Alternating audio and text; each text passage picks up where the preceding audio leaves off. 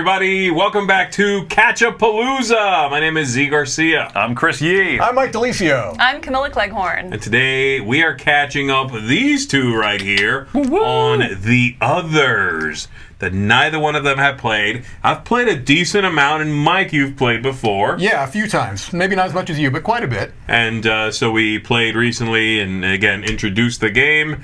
I'm a huge fan of this game. I think Mike likes it. Oh, quite a bit, yes. Okay. And before we get into it, my main idea here before we got some thoughts was, what did you two think this was going to be before we actually played? What were you expecting going into it? What were you hoping to get out of it, I guess? I think... do you want to start? Go ahead. Mm-hmm. I was expecting to not enjoy it. I thought I would be curious about it more than anything, because I've not gotten along a lot with many Eric Lang designs in the past. Very miniatures forward games. If you look through pictures and stuff, what have you played that you didn't like, just to give people some context? Oh, I'm trying to remember. I mean, like Blood Rage is the big one that comes to mind. A lot of these CMON games in general, and maybe it's not Blood Rage alone or Eric Lang games alone, but just CMON stuff. Very miniatures forward games. When you look at pictures of this, which I've been doing because we're going to be putting pictures over our discussions and stuff, most of the pictures you see are just miniatures heavy stuff. So I wasn't sure what to expect, but I wanted to try it because I don't want to be closed-minded, and I like the idea of the one versus many. I was expecting this to be a really, really grotesque game. Okay. Is actually what I thought.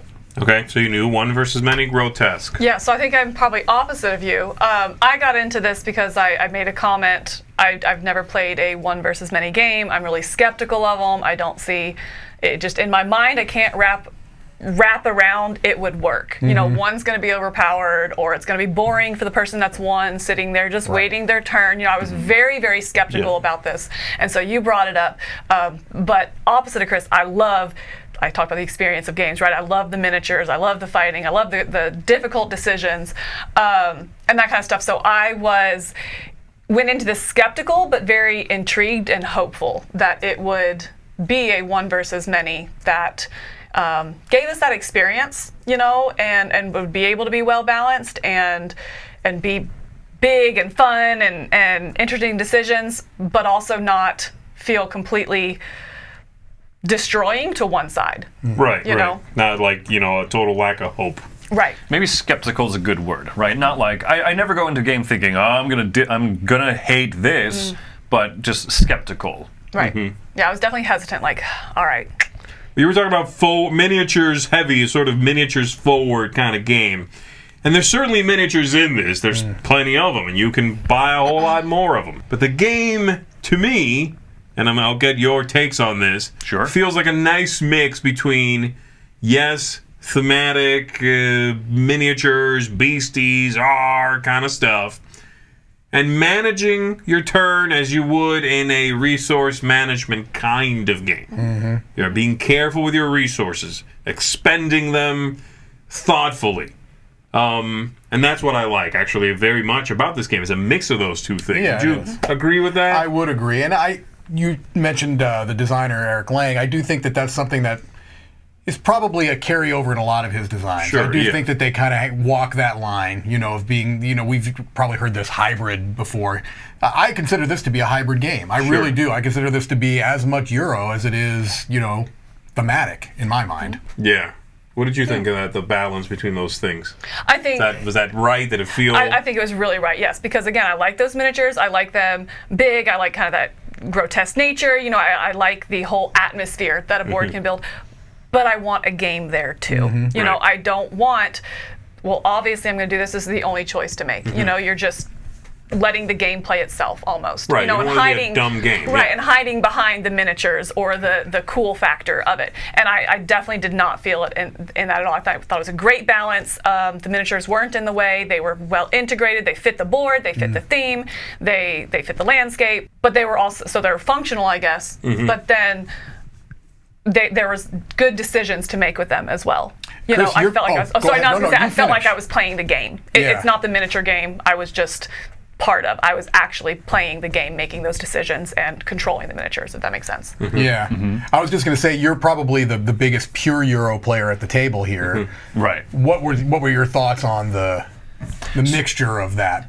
And I want to be clear that I don't mind if a game looks really nice and has good presentation. I think Camilla hit the nail on the head. Does it fit? Like, in one degree, do the pieces literally fit? And they do. Yeah. Right? But also, are they fitting? And I think that they are. Right? I was expecting this game to be really grotesque and like the big Sin avatar when Greed pops out on the board. He's all tentacled and gross and porous and stuff. But also, the heroes were just like people. And I was expecting. Maybe I misheard somewhere that Tom said at one point, like, he didn't love this because even the heroes are like really grotesque, weird goat people and stuff. So I went into this with a really weird expectation that wasn't there. Yeah. Maybe I misheard something, but I liked the look of it, and I liked the presentation. It doesn't feel to me like one of those like miniatures forward games. Maybe that's more in the marketing, because the idea of balancing your own mechanisms of what you're going to do on a turn. Do I want to keep bumping up this corruption track? How many dice do I want to choose to go into this combat with?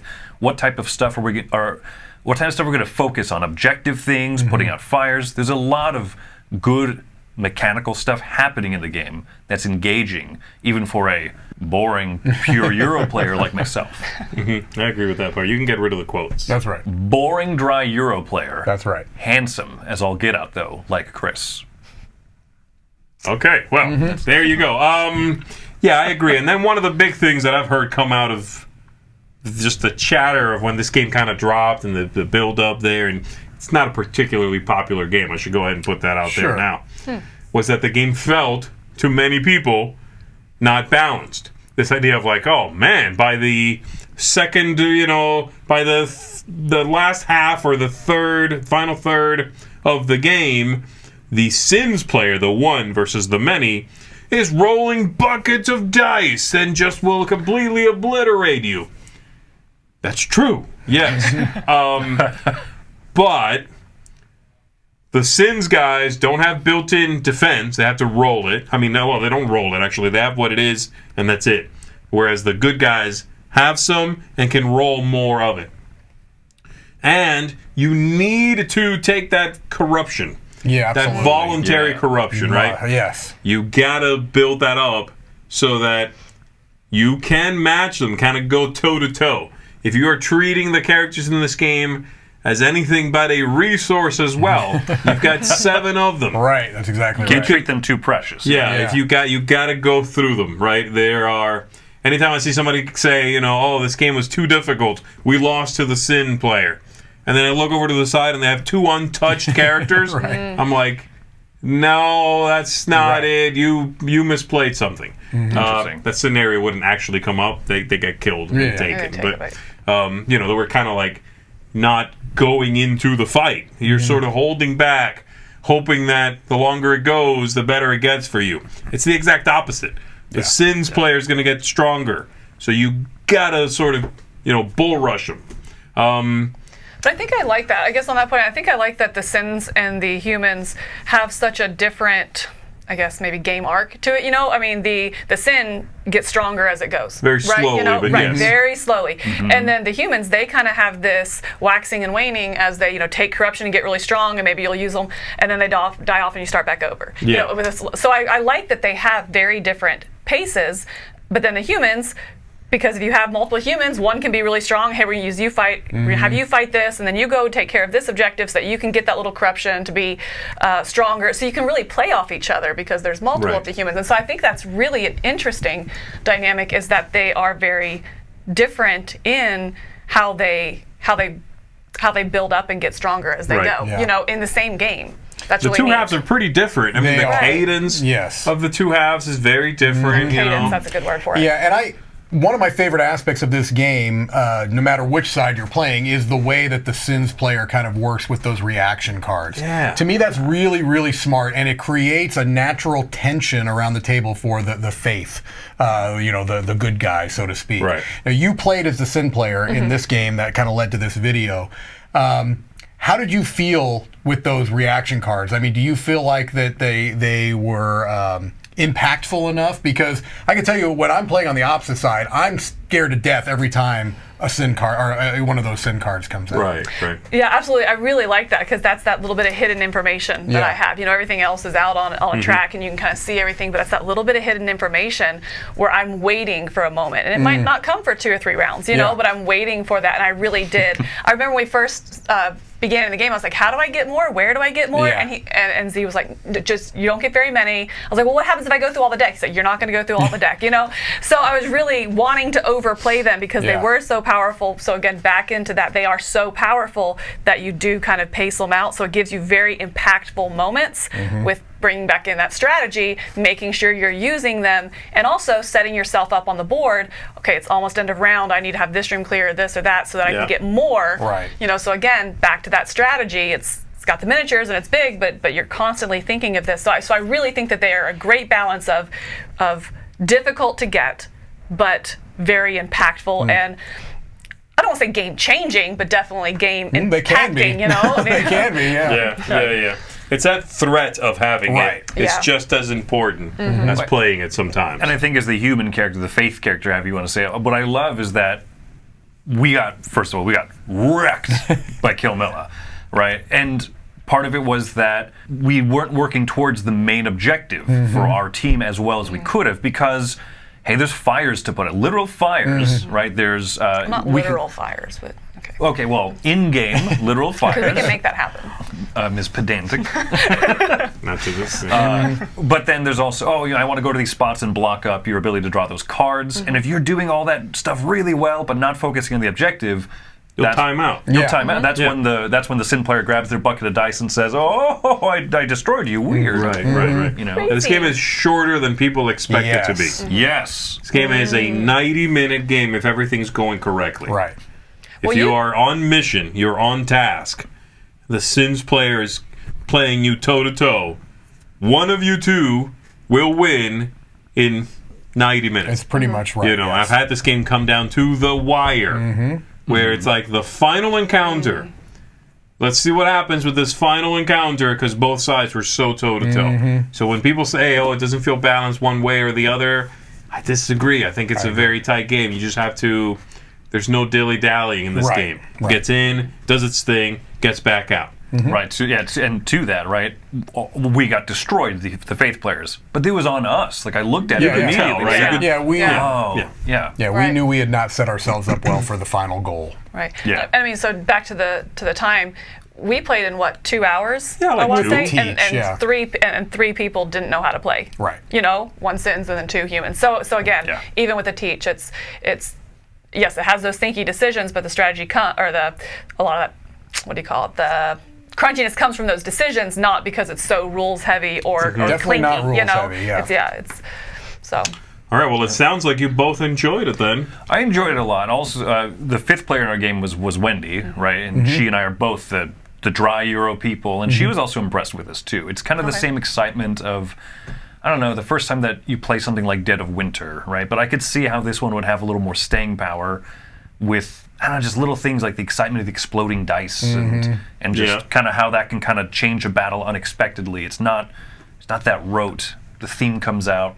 There's a lot of good about it. Well, and different sins do change the gameplay a little bit. They do. Yeah, different acolytes, different sins. It's you can tweak it, right? Yeah. If you have a bunch of different miniatures, stuff, content. Also, I want to clarify, I'm not comparing this game really to Dead of Winter, just experientially. That's the only. You look at them both, and you go big epic zombies or big monstrous things, and then you get past that curtain and realize this is more mechanical than I thought. A little more cerebral than you A might little think. more, that's a good word for it. Yeah, it's a little more Yeah. cerebral than I thought it would be. Yeah. So, same thing for you. It sounds like you liked it. Yeah, very much so. I haven't done my top 100 nights, so I don't know if this would be top 10, but definitely I'm going to say probably top 20. I really liked this one a lot. Okay. A lot. There you go. Yeah, I think we didn't touch on the mechanism. That was my favorite as the Sins player is, you have the tokens, and so again, back to that strategy of having to decide, when you take your turn. So as the Sins player, you were involved every single, because Mike took a turn and then I had an option of taking a turn. Then Zee took it, then I had an option. So I,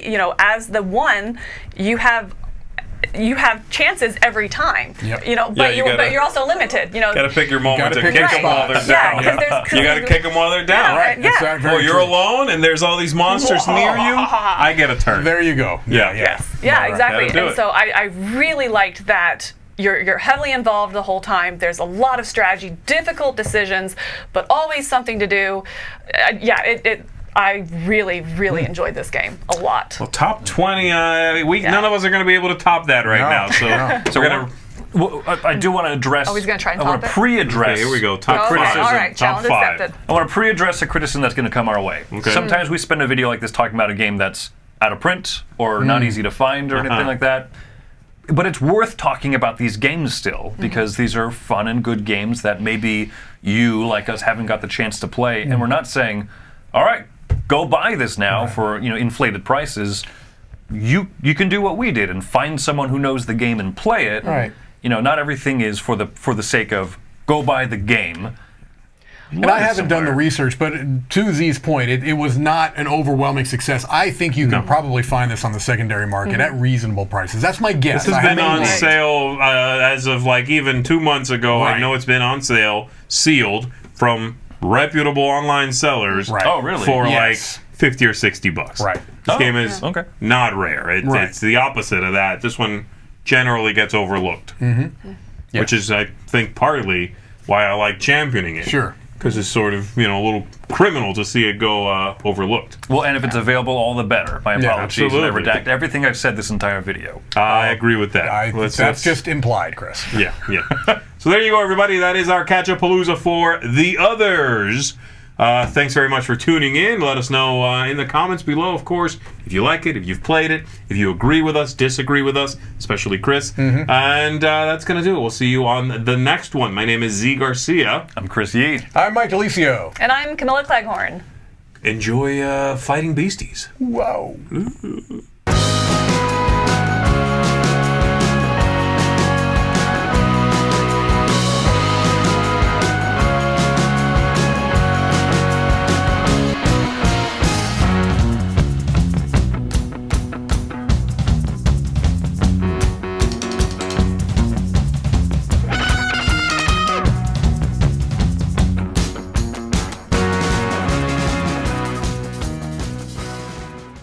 All right, do you want me to do this is your game, man. Okay, well then I'll start on a long shot of me kissing it. Please do.